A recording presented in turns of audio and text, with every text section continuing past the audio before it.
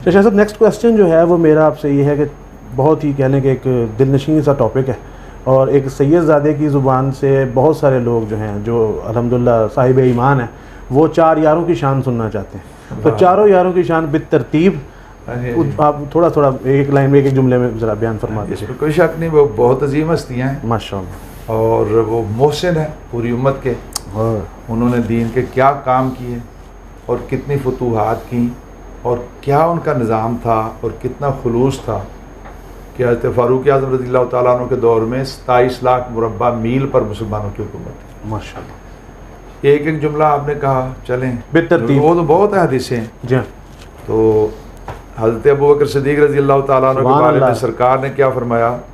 फरमाया कि मुझ पर किसी का एहसान नहीं, जो थे मैंने उतार दिए सिवाय अबू बकर के, कि इसने जो मेरी खिदमत की है।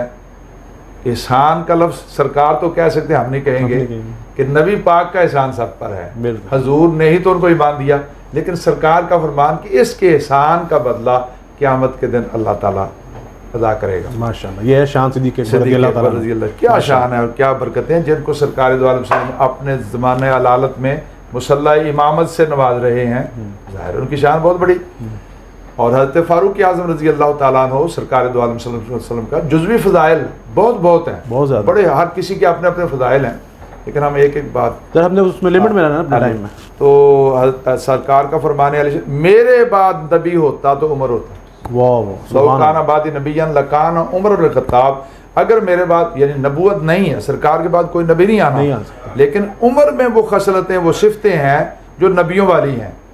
और हज़रत उस्मान गनी रज़ियल्लाहु ताला अन्हु के बारे में सरकार दो आलम सल्लल्लाहु ताला अलैहि वसल्लम ने फरमाया कि हर नबी का कोई रफ़ीक होता है, व रफ़ीकी यानी फिल जन्नत उस्मान, और मेरा रफ़ीक यानी जन्नत में उस्मान है। माशाअल्लाह, सुभान अल्लाह। और मौला कायनात मौला अली शेर खुदा ताजदार हल्लता कर्रमल्लाहु वजहुल करीम, सुभान अल्लाह, उनके लिए तो यही बड़ी बात है कि सरकार ने हाथ थामा और हाथ थाम के सबके सामने कहा कि मन कुन तो मौला हूँ फ़ाली जो मौला, कि जिसका मैं मौला हूँ उसका अली मौला।